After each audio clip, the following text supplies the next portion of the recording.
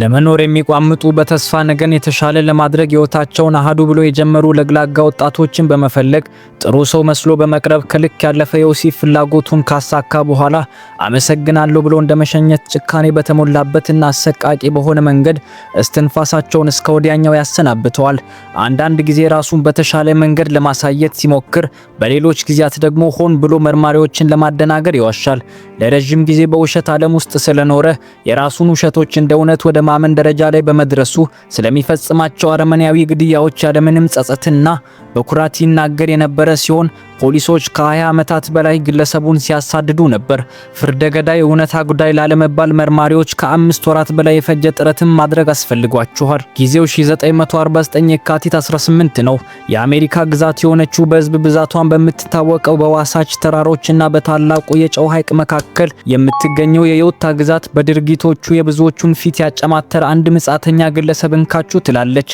በእርግጥ እናቱ ፈረሱም ይኸው ሜዳውም ይኸው ያለች ይመስል በጣም ሲበዛ ጨካኝና ልጆቿን በትንሽ ጥፋት የቅጣት ናዳ የምታወርድ ልበደንዳና እናት ነበረች። ይህ ሰው በጉልምስና እድሜው የሆድ ምቀኛ አፍ ሆነበትና በእናቱ ላይ የጾታዊ ስሜት እንዲሰማውና እሷን የመግደል ፍላጎት እንደነበረው ለስነ ልቦና ባለሙያዎች ተናግሯል።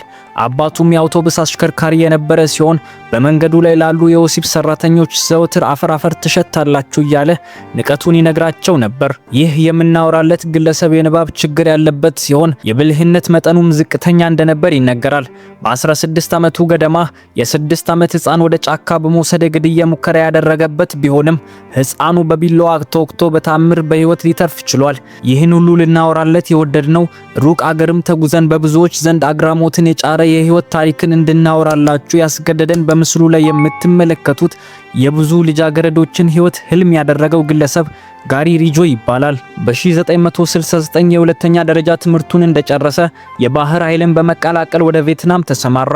በውትድርና ዘመኑ ከብዙ የወሲብ ሰራተኞች ጋር ግንኙነት ያደርግ ነበር። 3 ጊዜ ትዳር የመሰረተ ሲሆን ሁለቱ በትዳር ክህደት ምክንያት በፍቺ የተጠናቀቁ ናቸው። ጋሪ በሁለተኛው ትዳር ወቅት በጣም ሃይማኖተኛ እንደነበርና መጽሐፍ ቅዱስ በስራ ቦታና በቤቱ ጮክ ብሎ ያነብ እንደነበር ሰዎች ይናገራሉ። ይሁን እንጂ ይህ ሐላልና ሐራም የተደበላለቀበት የነውርን ካባ አውልቆ እስከ ወዲያኛው የጣለው ጋሪ ሃይማኖተኝነቱ የወሲብ ሰራተኞችን ከመፈለግ አላገደውም። በተደጋጋሚ እንደሚጠላቸው ቢናገርም በየጊዜው ወደ እነሱ ጎራ ማለቱን አላቆመም ነበር። ጋሪ ሪጆ የካቲት 16 ቀን 1947 ዓመተ ምህረት የተወለደ የግሪን ሪቨር ገዳይ በሚል ስም የሚታወቅ አሜሪካዊ ነፍሰ ገዳይ ሲሆን በሰሜን ምዕራብ በዩናይትድ ስቴትስ በ1982 እና በ1998 መካከል ያለምንም ርህራሄና እዝነት 49 ሴቶችን በመግደል በአሜሪካ ታሪክ ከፍተኛ ቁጥር ያላቸውን ሴቶች በመግደል ግንባር ቀደም መሆን ችሎ ነበር። አብዛኞቹ የጋሪ ሰለባዎች የወሲብ ሰራተኞች፣ ለአደጋ ተጋላጭ የሆኑ ሴቶችና ከቤት የኮበለሉ ታዳጊዎችን ያጠቃልላል። የመጀመሪያዎቹ 5 ሰለባዎች በዋሽንግተን ግዛት በሚገኘው ግሪን ሪቨር አቅራቢያ በመገኘታቸው ሚዲያዎች የግሪን ሪቨር ገዳይ የሚል ቅጽል ስም ሰጥተውታል። ሪጆች ተጎጂዎችን በእጁ ወይም በገመድ አንቆ በመግደል ከዚያም አስክሬናቸውን ወደ ጫካ ይጥል እንደነበርና ተመልሶ ከአስክሬኖቹ ጋር የግብረ ስጋ ግንኙነት ይፈጽም እንደነበር ተናግሯል። አስክሬኖቹ ብዙ ጊዜ በቡድን ተሰብስበው አንዳንዴም በተለያየ ሁኔታ ተቀምጠው አብዛኛውን ጊዜ ደግሞ ራቁታቸው ይገኙ የነበረ ሲሆን አንዳንዴ ወደ ገደላቸው ሴቶች ተመልሶ ግብረ ስጋ ግንኙነት ለምን እንደሚፈጽም ሲጠየቅ ሪጆይ ሲያስረዳ ከአስክሬን ጋር ግንኙነት ማድረግ የበለጠ እርካታ ስለሚሰጠው ሳይሆን የሞተ አካልን በመጠቀም አዲስ ሰለባ የመፈለግ ዝንባሌውን ስለሚቀንስና በዚህ የመያዝ እድሉን ስለሚያጠበው እንደሆነ ገልጿል። ፖሊሶቹን ለማደናገር አልፎ አልፎ አስክሬን በሚጥልባቸው ቦታዎች የሌሎች ግለሰቦችን ማስቲካ፣ ሲጋራና ጽሑፎችን ይበትን እንደነበርና እንዲሁም ጥቂት አስክሬኖችን ወደ ኦሪገን ግዛት አቋርጦ መውሰዱን ይገልጻል። ተረት ተረት የመሰለው የብዙዎችን እጅ በአፍ ያስጫነው ድርጊት እንዴት የአደባባይ እውነት ሆነ ብላችሁ መጠየቃችሁ አይቀርምና የሪጆ የመጀመሪያ ተጎጂ በ1987 ነበር። በአንገቷ ላይ በተጠቀለለ ልብስ ላይ አንድ የተለየ ያረጀ ቀለም ተገኝቶ ነበር። ነገር ግን ቀለሙ ለ20 ዓመታት ያህል ምርመራ አልተደረገበትም። በወቅቱ ተመርምሮ ቢሆን ኖሮ ግድያው ከግለሰቡ ጋር ለማገናኘት ቀላል ይሆን ነበር። ነገር ግን ሰውን ከመግደል ጾሞ የማያውቀው ሪጆይ ተጨማሪ 4 ግድያዎች ከተገኙበት በኋላ የኪንግ ካውንቲ ሼሪፍ ቢሮ ግድያዎቹን ለመመርመር የግሪን ሪቨር ግብረ ኃይልን በማቋቋም የግብረ ኃይሉን አባላት ሮበርት እና ዴቭ በ1984 በእስር ላይ የሚገኘውን ታዋቂውን ሲሪያል ኪለር በንዲን በየጊዜው ያነጋግሩ ነበር። በንዲ ስለ ገዳዩ ስለ ንቦና ፍላጎትና ባህሪ የራሱን አስተያየት ሲሰጥ ገዳዩ ከአስክሬኖቹ ጋር ግንኙነት ለማድረግ ወደ ጣለባቸው ስፍራዎች ተመልሶ ሊመጣ እንደሚችል ገምቶ ነበር። ይህም ትክክል ሆኖ ተገኝቷል። እንዲሁም ፖሊሶቹ አዲስ አስክሬን ካገኙ እስኪመለስ ድረስ እንዲጠባበቁ ሐሳብ ያቀረበ ሲሆን በምርመራው ላይ የኤፍቢአይ ልዩ ወኪል ጆን የተጠርጣሪውን መገለጫ በማውጣት አስተዋጽኦ አድርጓል። በሚያዝያ 1987 ፖሊስ ከሪጆይ የፀጉርና የምራቅ ናሙና በመውሰድ ሽሮ ቢደነፋ እንጀራ እስኪቀርብ ነው ያስባለውን የዲኤንኤ ምርመራ በማድረግ የማሰሪያ ትዕዛዝ አወጣበት።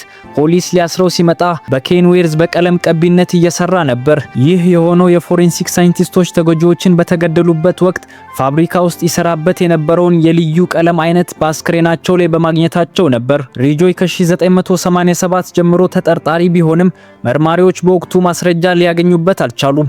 በኋላም ግን የዲኤንኤ ቴክኖሎጂ እድገት ከግድያዎቹ ጋር በቀጥታ ለማገናኘት በማስቻሉ ህዳር 30 2001 በዋሽንግተን በሚገኘው የቀለም ፋብሪካ ውስጥ ሰራተኛ ሆኖ ሲሰራ በቁጥጥር ስር በዋለ። በኖቬምበር 5 2003 ሪጆይ በ48 አንደኛ ደረጃ ከባድ ግድያዎች ጥፋተኛ መሆኑን አመነ። በስምምነቱ መሰረት የተገደሉትን ሴት ተጎጂዎች አስክሬን ያሉበትን ቦታ ለመጠቆም ፍቃደኛ የሆነ ሲሆን ሪጆይ ግድያዎቹን የፈጸመው በኪንግ ካውንቲ ውስጥ እንደሆነና ፖሊሶችን ለማደናገር ግን ሁለቱንም አስክሬኖች ወደ ኦሪገን ወስዶ እንደጣላቸው ገልጿል። አቃቤ ሕግ ኖርም ሜሊንግ እንደገለጹት ይህ ስምምነት የተደረገው ለሪጆይ ምህረት ለማድረግ ሳይሆን ለተጎጂ ቤተሰቦች እውነቱን ለማሳወቅ ሲባል እንደሆነ ተናግሯል። ዲሴምበር 18 2003 ዳኛ ሪቻርድ ለ48ቱ ግድያዎች 48 ተከታታይ የዕድሜ ልክ እስራት ፈረዱበት። በኋላም የ49ኛው ተጎጂ አስክሬን በመገኘቱ ተጨማሪ የዕድሜ ልክ እስራት ተፈርዶበታል። ሪጆይ መርማሪዎችን ወደ 3 አስክሬኖች መርቶ ያሉበትን ያሳየ ሲሆን ከነዚህም መካከል አፓሚ አንት፣ የማሪ ማልቨርና የኦፕሪል በትራም አስክሬኖች ይገኙበታል። በ2005 ደግሞ የትሬስ ዊስተን የራስ ቅል ተገኝቶ የነበረ ሲሆን በ2023 አጥንት 17 ወይም ቦንድ 17 ተብሎ ይታወቅ የነበረው አስክሬን የ18 ዓመቷ ሎሪ መሆኑ ተረጋግጧል። ሪጆይ ከማንኛውም አሜሪካዊ ሲሪያል ኪለርስ በላይ ለብዙ ግድያዎች የእምነት ቃል ሰጥቷል። በመጀመሪያ 48 ግድያዎችን ቢያምንም በኋላ ግን የ71 ሴቶችን ሕይወት እንዳጠፋ ተናግሯል። የሴክስ ሰራተኞችን ኢላማ ያደረገው ለመያዝ ቀላል ስለሆኑና ስለሚጠላቸው እንደሆነ የተናገረው ሪጆይ ላጠፋው ጥፋት የዕድሜ ልክ እስራት ተፈርዶበታል። ክቡራን አድማጭ ተመልካቾቻችን ለቻናላችን አዲስ ከሆናችሁ ሰብስክራይብ እና ላይክ በማድረግ ዓለም ላይ የተከሰቱ መሳይ ታሪኮችን፣ ወቅታዊ ጉዳዮችንና የታላላቅ ግለሰቦች ታሪኮችን የሚያገኙ ይሆናል።